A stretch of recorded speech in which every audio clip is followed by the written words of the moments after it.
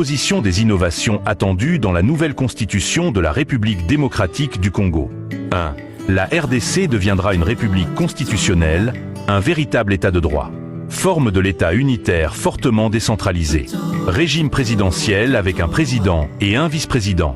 Un parlement monocaméral. Exécutif monocéphale. Le mandat du président sera de 5 ans. La devise du pays justice, paix, travail. Le franc congolais reste la monnaie nationale. Hymne national des bouts congolais. 2 langues officielles, le français et l'anglais. 4 langues nationales, le kikongo, le lingala, le chiluba et le swahili. Langue nationale lingala, chiluba, swahili, kikongo. Les défis de la mondialisation nous obligent à intégrer l'anglais comme seconde langue officielle, car c'est un grand instrument pour le développement d'un État à vocation continentale comme la RDC. 2. La capitale politique et administrative sera toujours Kinshasa. Kisangani sera la capitale militaire. Goma sera la capitale touristique avec des brigades sécuritaires. Kolwezi sera la capitale industrielle et économique avec la construction de plusieurs zones économiques. 3. La séparation des pouvoirs, législatif, exécutif et judiciaire, avec un exécutif monocéphale dirigé par le président de la République. La suppression de la fonction Premier ministre. 4. La reconnaissance de la double nationalité uniquement pour les Congolais d'origine. Les non-originaires devront renoncer à leur nationalité d'origine pour acquérir la nationalité congolaise. 5.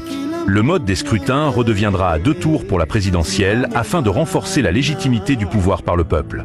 6. Un parlement monocaméral réduit à 350 députés nationaux siégeant en chambre unique, Chambre des représentants. La suppression du Sénat, qui est budgétivore. 7. Suppression des émoluments. Tout élu du peuple, que ça soit au niveau national, provincial et municipal, toucheront désormais que de jetons de présence à l'issue des plénières.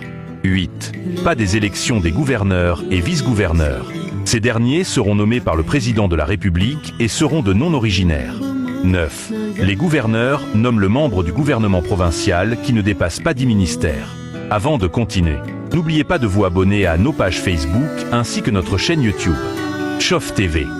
La seule manière de soutenir est d'aimer, de partager et de commenter toutes nos publications. Continuons avec le point focal de cette nouvelle constitution. 10. Le président de la République cesse de nommer les mandataires publics dans les entreprises du portefeuille de l'État, sociétés commerciales, en conformité avec l'acte uniforme sur les sociétés commerciales et groupements d'intérêt économique OSCJ. 11. Les mandataires publics seront nommés uniquement dans les établissements publics ou les services publics de l'État. 12. Le multipartisme politique à 2, inspiré du modèle américain. Parti socialiste et parti capitaliste.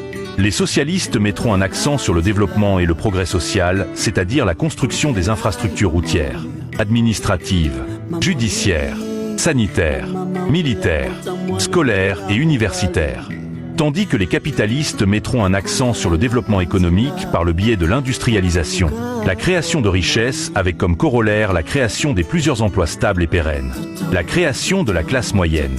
Le multipartisme politique à 2 favorisera une alternance permanente, un combat axé sur les programmes.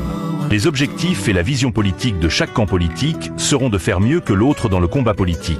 Fini les cultes de personnalité, autorité morale, autorité de référence. Fini des alliances pour s'éterniser au pouvoir.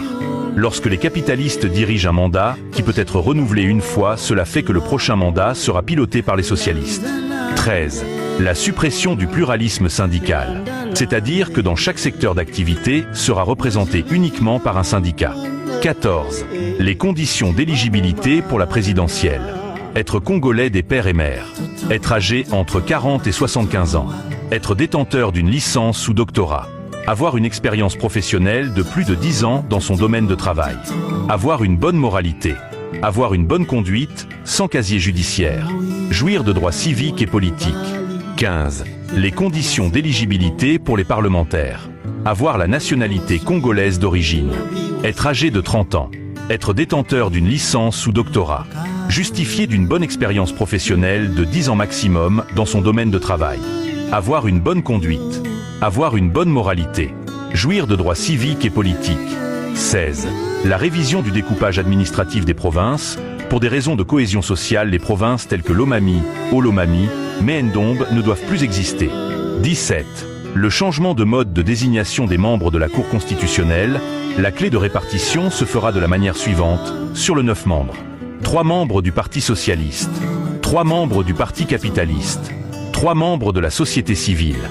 Ceci dans le but de renforcer la crédibilité et l'impartialité de la Cour.